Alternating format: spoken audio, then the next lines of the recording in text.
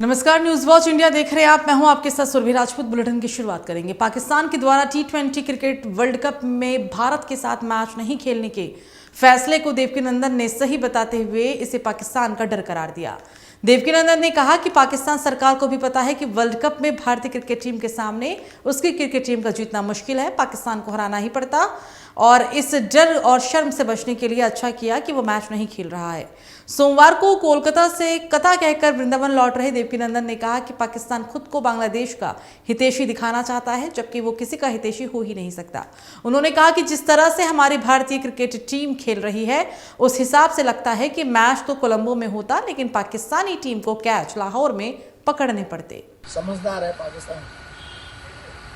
उस पाकिस्तान ने बहुत समझदारी का काम किया। उसे पता ही है कि भारत से जब भी विश्व कप में खेलता है वो हारता है। तो इस चक्कर में एक तो बांग्लादेश का चमचा बनने के लिए उसने एक पॉइंट अर्जित कर लिया कि हम बांग्लादेश के हितैषी हैं, जबकि वो कभी बांग्लादेश का हितैषी हो ही नहीं सकता। वो हो न हो, भाड़ में जाए, हमें उससे कोई मतलब नहीं। लेकिन ये सच है कि उसको हारना ही था।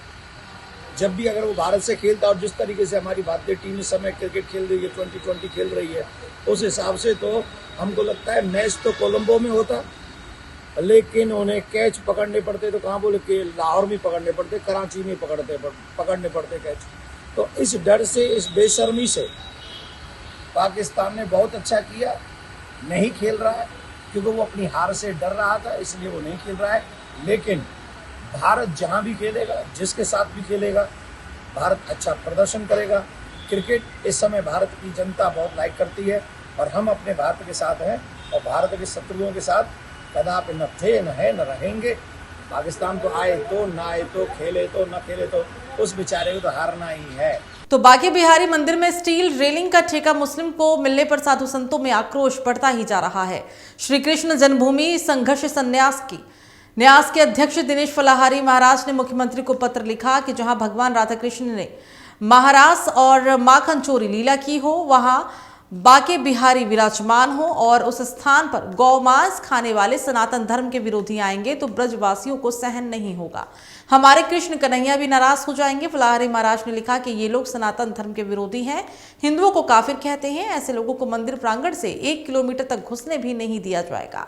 हमारे सनातनियों में स्टील रेलिंग लगाने के लिए हजारों ठेकेदार हैं। बांके बिहारी का मंदिर बहुत ही पवित्र और दिव्य स्थान है, जहाँ पर भगवान श्री कृष्ण ने महाराज किया, माँ का चोरी लीला की है। उस मंदिर में रेलिंग लगाने का ठेका एक मुस्लिम व्यक्ति ने प्राप्त कर लिया। नाम बदलकर कनिक कंस्ट्रक्शन लिखकर उसने ये षड्यंत्र के तहत ठेका प्राप्त किया है। तो हमारी मुख्यमंत्री जी से मांग है कि जिन लोगों ने हमारे मठ मंदिरों पर अवैध कब्जा कर रखा है, उनके वंशजों को हमारे हिंदू मंदिर में व्यापार में लाभ ना दिया जाए, क्योंकि इन लोगों को जो लाभ मिलता है उसका पैसा मस्जिदों मजारों में जाता है। तो मथुरा में यूजीसी एक्ट के विरोध में स्वर्ण समाज का बड़ा प्रदर्शन देखने को मिला। सरकार द्वारा लाए गए यूजीसी एक्ट के खिलाफ स्वर्ण समाज के तमाम संगठनों ने एकजुट होकर विरोध दर्ज कराया और ज्ञापन भी सौंपा। मथुरा के कृष्णा नगर इलाके में स्वर्ण समाज के हजारों कार्यकर्ताओं ने विरोध मार्च निकाला, हाथों में बैनर पोस्टर लिए और सरकार के खिलाफ नारेबाजी करते हुए प्रदर्शनकारी आगे बढ़ते रहे। प्रदर्शन को देखते हुए प्रशासन ने सुरक्षा के कड़े इंतजाम किए थे। भारी संख्या में पुलिस फोर्स को मौके पर भी तैनात किया गया था। तो मथुरा के नौझील क्षेत्र से एक बेहद गंभीर और संवेदनशील मामला सामने आया, जहां प्राथमिक विद्यालय नौझील में तैनात प्रधानाध्यापक पर छोटे छोटे बच्चों का ब्रेन वॉश कर जबरन नमाज पढ़वाने और धर्म विशेष के प्रचार का आरोप लगा है। मामले को गंभीरता से लेते हुए बेसिक शिक्षा अधिकारी मथुरा में प्रधानाध्यापक को प्रथम दृष्टया दोषी मानते हुए तत्काल प्रभाव से निलंबित कर दिया गया है।